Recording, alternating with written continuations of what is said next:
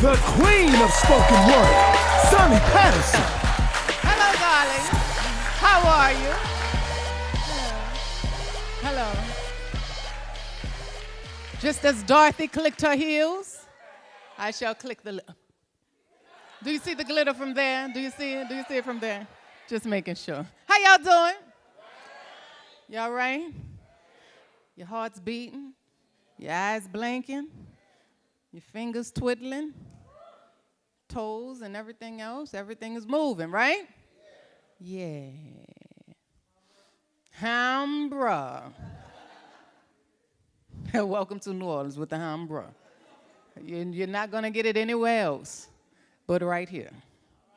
You're not going to get a Hambra nowhere else. You're not going to get... You might get... No, you're not going to get a zinc nowhere else. You know what a zinc is? People not from New Orleans, do you know what a zinc is? It's a sink. A zinc is a sink.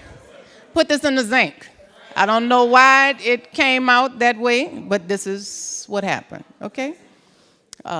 We have our Earl. You got Earl? You got Earl? Aura. I thought they said that everywhere. That's not everywhere thing?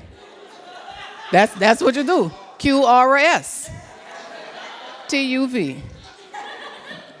That's how I go. WX, Y, and Z. That's what we do. Auras. Yeah, we auras. We spaghettis. We spaghettis with S. We the remote control, the remote. We remokes too. We would a kid. We make groceries, of course. Huh? Say it again. Your mama and them. Yeah. How your mama and them?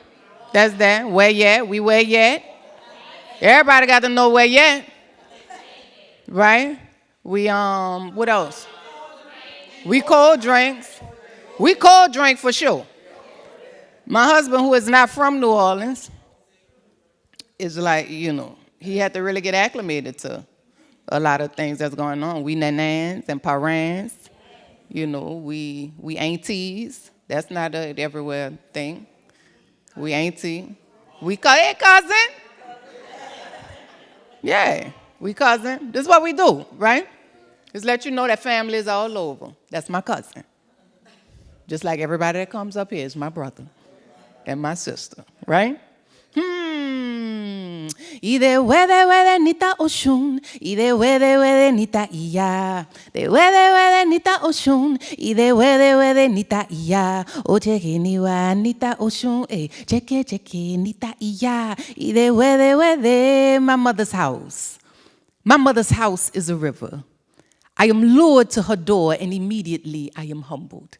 It is here she administers her cool water cure, abundantly pure. I see my face in hers clearly. My mother is a mirror, and when I am real still and quiet, she shows me her secrets, my mother, the diviner, O royal and divine one. Shine your golden rays across our faces. Trace our insides with your light. Allow me flight on your wings. Carry me to the feet of the Father, to a place much farther than the sun. Take me to the land my ancestors come from.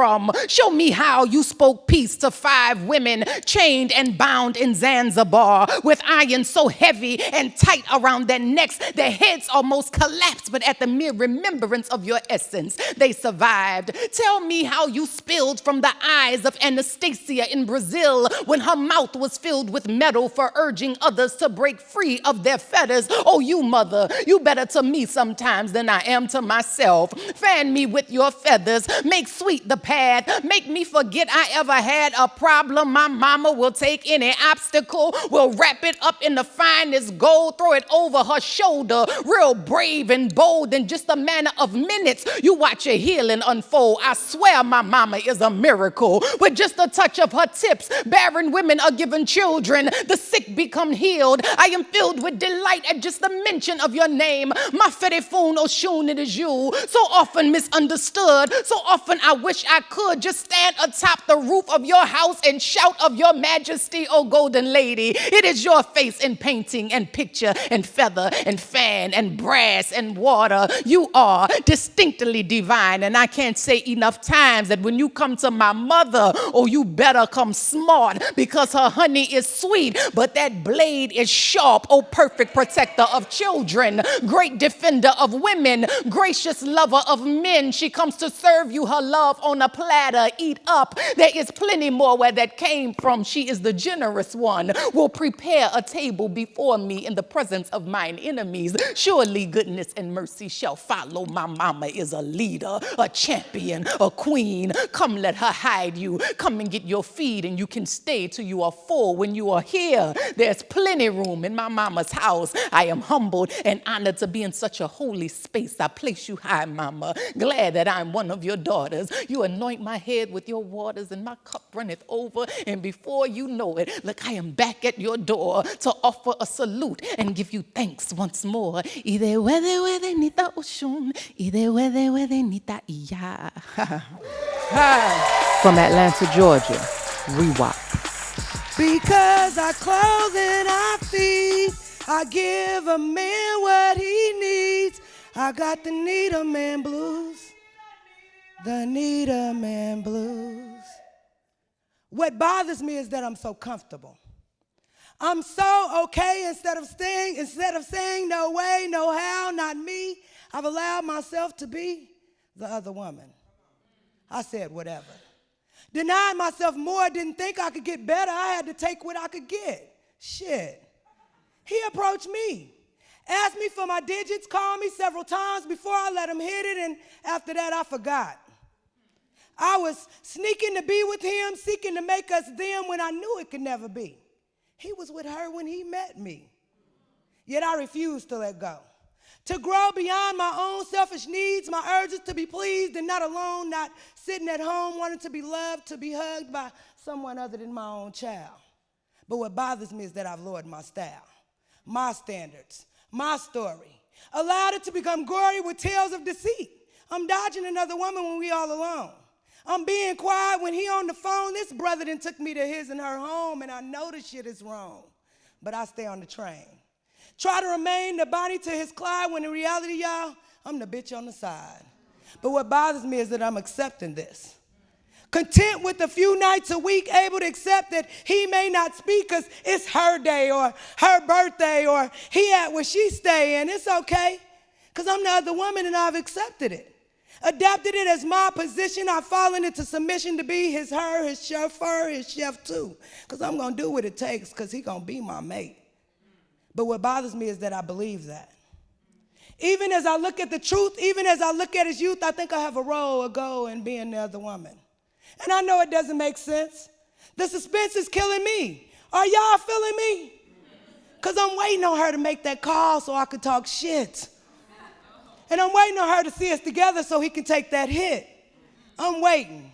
Guess the may know when the other shoe gonna fall or when he gonna have the balls to tell her the truth. Or when she gonna have the gall to cut my man loose.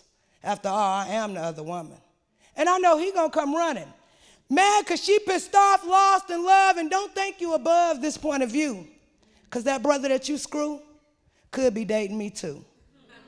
Sending me texts while sitting with you, sexing me up while you do what you do, and you don't have a clue. You smiling and grinning and talking about, my man don't cheat. He don't take the next bitch out to eat. And it might be a brother out here that's sweet, but the other woman exists, so don't doubt. And I know some of y'all sisters know what I'm talking about. You in Congo TV ready to fall out because you are the other woman. Because I clothe and I feed, I give a man what he needs. I got the need a man blues. The need a man blues. What people don't know about Columbus, Georgia, because no matter if it's me or my poetry group, my youth that I work with, we're always mistaken for Columbus, Ohio, Columbus, Mississippi, everything but Columbus, Georgia. But there is a strong artistic community in Columbus. Ma Rainey is from Columbus, Georgia. Alma Thomas, Marilyn McCoo. There's so many little known and well known African American heroes. I use a lot of comedy and humor in my poetry because that is who I am as an artist, as an individual. If you talk to me off stage, you're going to hear the same crazy stuff coming out of my mouth that is coming out on stage. And I think humor is a necessary gateway for people because I've been through a lot. There's so much healing and laughter. So for me, it's an extension of myself, and for the audience, I think it's a necessary reprieve because as we know in poetry and spoken word, the room can get very, very heavy. So there's always, I think, a welcome opportunity for someone to come in and talk about their raggedy minivan, and I nominate myself. I indeed have a 99 Ford Windstar that smokes, that doesn't know the difference between heat and air. The engine does sound like Mufasa. It has a struggle going uphill, but I would not take anything for it because it's definitely built my muscle as a person, as an artist. I don't have to front about having anything fancy because I have everything that I need. And the thing that I love about that piece that's true to this day is this piece that van gets me from point A to point B comfortably and safely, and has allowed me to get in front of a number of audiences sharing my truth, and I appreciate it, but I do have a raggedy ass minivan. From Columbus, Georgia, Jonathan Samuel Eddy. I drive a minivan. I know, sexy, right? That line alone will do it for the vine. That statement in my face now reside on girldon'tdatehim.com. Because you know he got that Brady Bunch van. And ain't that Brady Bunch in that motherfucker? What is he smuggling? Pesticide? Oh, Orkin van driving face ass nigga. What you gonna do, raid me? Because you couldn't pay me to ride around in that third world ice cream truck, because that's what the fuck belongs in there. Ice cream sandwiches, strawberry shortcakes, certainly not a brother of your stature and your age. Oh, Jello pudding pop face ass nigga. And see, I'm no Jello pudding pop face ass nigga. I'm an artist, and nobody pays me to do shit. So this 99 Ford Windstar is an upgrade from the Nike swoosh and Bobos I got on BOGO. You don't even know the trauma one artist endures on public transportation. Marta got me on medication. This Metro bus situation got me on a propofol drip. So this 99 Ford Windstar is the shit. It moves me comfortably and safely from point A to point B with power sliding doors, rear air conditioning. The safety features are amazing. The safety features are amazing. I repeat this to myself daily. Because riding around in this Scooby-Doo unsolved mystery van shit is lame. But at least a nigga safe. And you can't beat that with a stick. But you gotta beat the starter with a stick to get the start, and the window sticks, and the engine sounds like Mufasa, Mufasa, Mufasa. You're gonna hear her roar, especially uphill and over 20 miles per hour. The heat thinks it's air, the air thinks it's heat, and Mother Nature thinks me dead meat.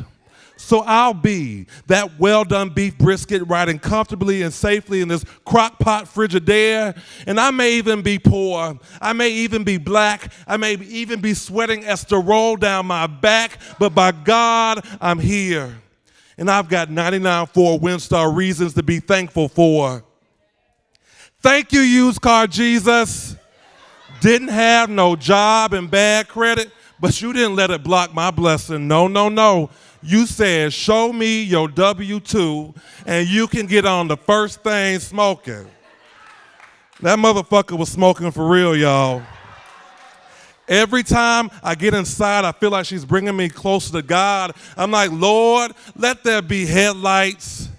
And of course, she brings about a lot of negative attention. I got papers saying I can't go within 100 feet of daycare centers and Boy Scout conventions. And the other day when I was getting gas, a sister wife to my Windstar, a Dodge Caravan pulled alongside, and a sweet lady named Jody asked if I was as excited as she was about the upcoming co-ed spring soccer season. The lightning's going all the way. Jody, these may look like mom jeans, but I ain't got no fucking kids. I'm offended. I always come highly recommended whenever anybody gotta move shit.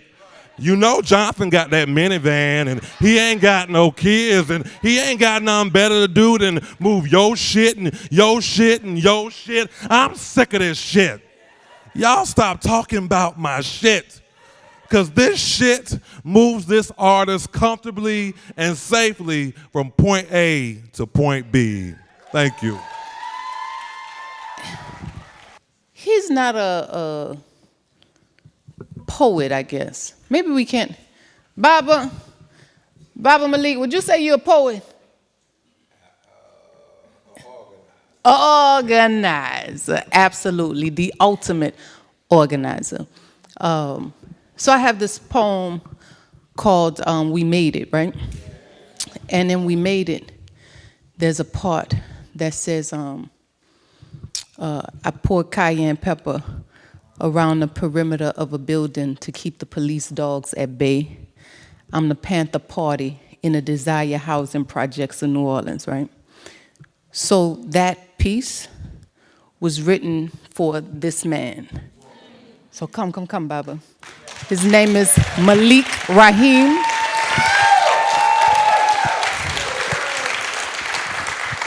He, so it's a couple things I'll ask. I don't know about, but we work it out. But he's very dear to me. So we know I'm from the Ninth Ward, but I'm also from an area called Algiers. 1.5. So Algiers, what a lot of people don't know about this gem of a space, and Baba can speak to a bit of that, so I won't go there. But when we think about the Panther Party, not like the Panther Party, like this romanticized version of the Panther Party.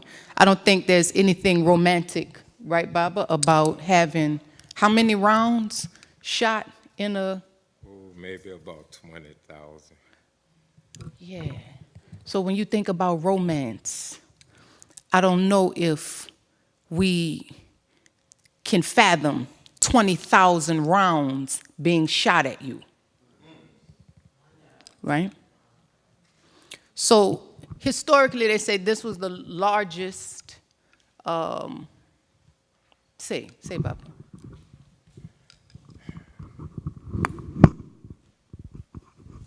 Can I just speak? That's what I want you to do.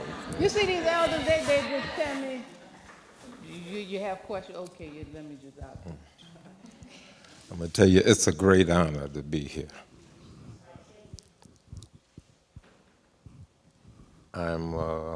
When she asked and I said I was an organizer. But I'm also a very spiritual person. And I try to look at life through a spiritual lens. It's a great honor to be here. Because as we celebrate the 12th anniversary of Katrina, we are witnessing what is happening on the west of us with the people in Houston, and what is happening on the east of us, what is happening in Florida, what is going on the islands. To say that this event is happening and happening in the community where more African Americans lost their lives than in all our history on this continent, in this community, well over 1,200 African Americans lost their lives. I'm a spiritual person. I truly believe that what saved us was the fact that we had fuller angels watching over us. Because 7 years earlier to the date was the day of the Birmingham bombing. And I truly believe that it was those angels that saved us on September the 15th, 1970. Then when I look at what happened during Katrina, that on the 28th of August, this Category 5 hurricane at that time was heading straight for the city of New Orleans. But on that day, it deviated just enough to spare this city from a direct hit. That day also was the 50th anniversary of the murder of Emmett Till.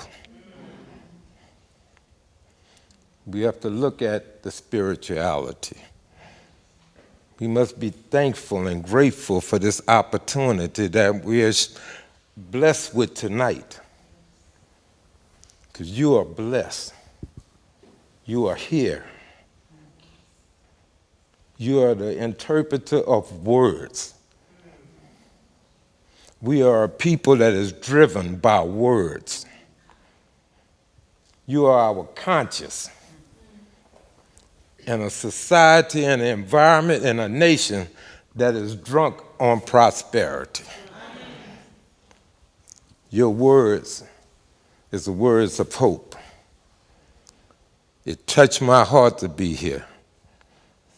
You know, I'm a man that did everything that a poor black man can do but die.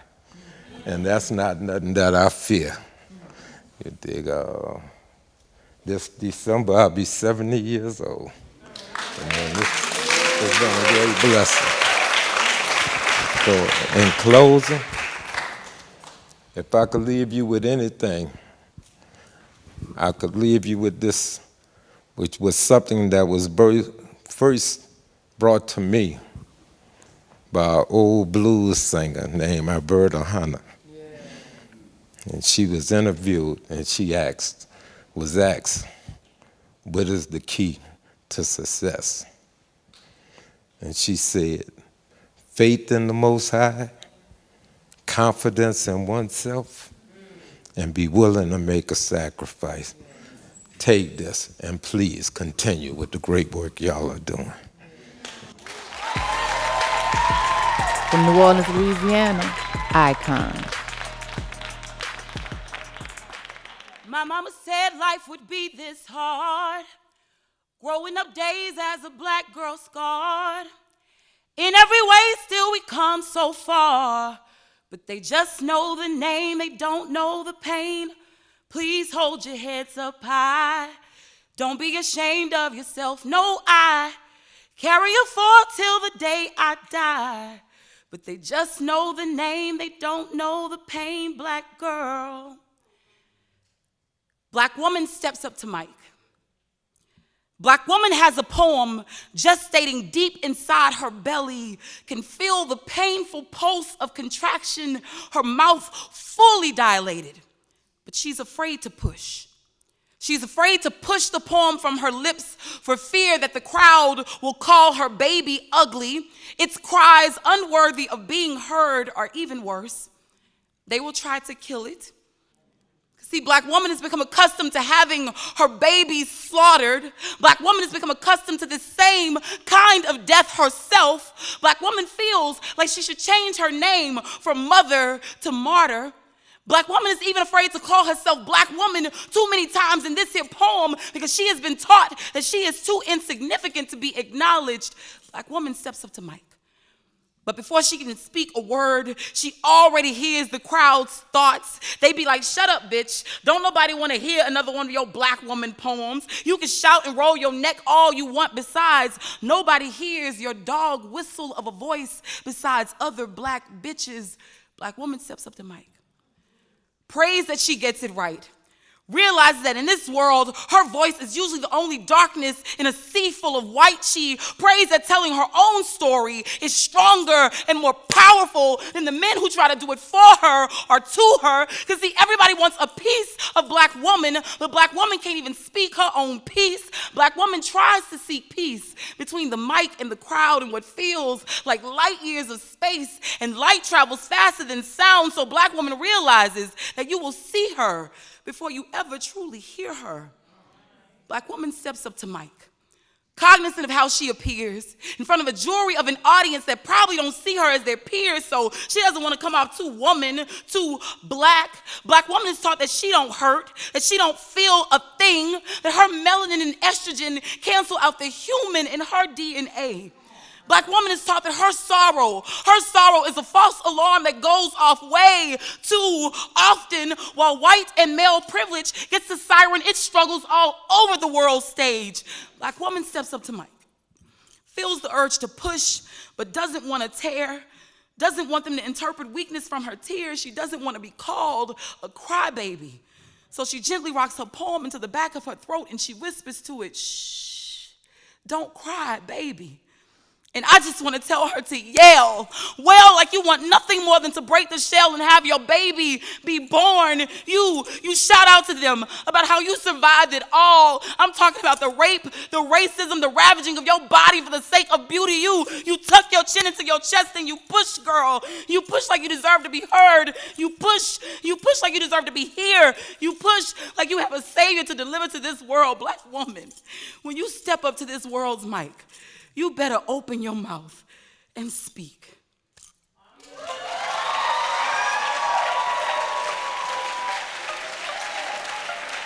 I think there are a lot of misconceptions about St. Louis culture, and I think a lot of them come from lack of knowledge.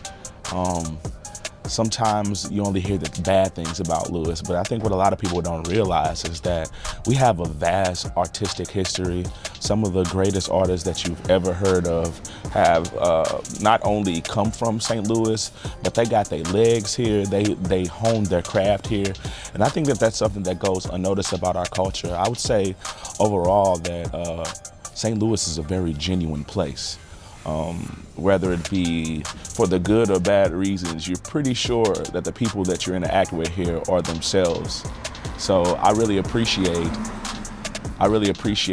coming from this place and realizing the history of where we come from, how connected we are to the South, how ambiguous we are when people think about us being North or Midwestern. It makes us somewhat of chameleons where we're able to be original and fit in everywhere. And I think that that is something that, that's something that isn't really focused on a lot when it comes to St. Louis art and St. Louis artists. But even from the Harlem Renaissance,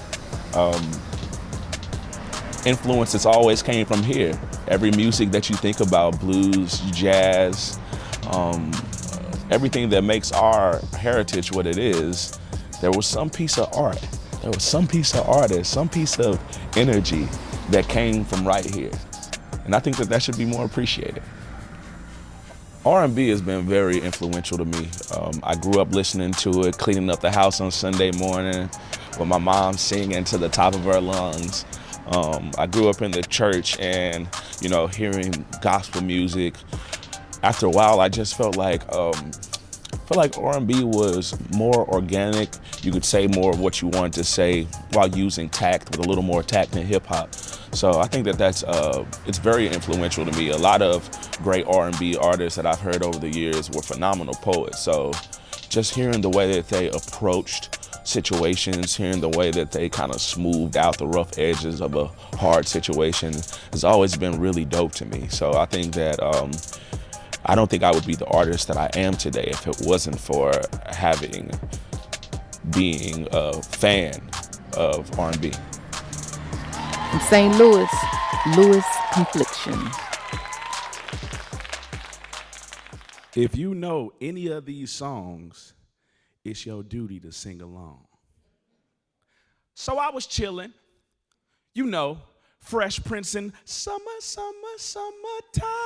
when I seen this PYT, pretty young thing, and I pointed her out to my homie. He told me, never trust a big butt and a smile, that girl is poison. I told him, if loving her is wrong, I don't wanna be right, cause I like big butts and I cannot lie. And baby got back right, so I walked over to her. Excuse me, what's your name? Can we talk for a minute? She gonna look at me talking about, no, I don't want your number, no, I ain't trying to give you mine.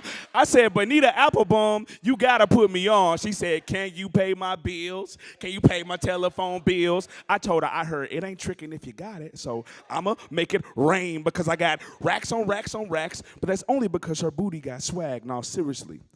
When I sit in the room and I stare at the wall, in the back of my mind, I hear my conscience call. I need love, right? So she gave me the number. I gave her mine a couple days later. She called me. I tried to answer the phone all smooth. I was like, hello, is it me you're looking for? She was like, boy, you should know that I got you on my mind. But how come you don't call me? I was like, I was gonna call you, boo, but I got high. She was like, how about a threesome? You, me, and Mary J. Needless to say, I'm on my way. I know, why must I be like that? Why must I chase the cat? Nothing but the dog in me. So I roll up, and I wish I never did it, because I see pictures of her man. She tell me that that's her dude, but he don't treat her right. That's the Ike to her Tina, so she creep. Yeah, just keep it on the down low. Either I can stay with her or keep it rolling down the river. I was gonna leave, right? Until I thought to myself, I'm just a poor boy, nobody loves me, and if it makes you happy. Don't be acting like y'all don't know that song. Then it can't be that bad, right? I decided to stay. She started kissing on me, had me feeling like Monica. I should make a move, but I won't. But when I get that feeling, I want sexual healing. She said, break me off, show me what you got. I don't want no 1 minute, man. Told her, give me 3 minutes, maybe even 4. She wanna marry me. Who could love you like me? Nobody. Next thing you know, me and Mrs. Jones, we got a thing going on, right? Until the door bust open. What the hell is going on between the sheets in my home? Oh, man. She like, baby, that's just a friend from work. He like, oh, baby, you got what I need. But you say he's just a friend. And I can tell you lying, because when you reply, you stutter. And don't you remember you told me you love me, baby? She looked at him so cold. I'm getting tired of your shit, and you don't never buy me nothing. See, baby, I used to love you, but I should have cheated, because there's a stranger in my house. He mad. You nothing but a liar, a cheater, deceiver, heartbreaker. She like R-E-S-P-E-C-T. Find out what it means to me. Then he gonna walk out the room talking about, I ain't no killer, but don't push me. Woo, I got you all in check, right? So then we both run into, I hear, bang, bang, I shot you down, and I'm like, someone please call 911. And now I just wish I never met her at all. Thank y'all for coming out. Peace and love. Good night.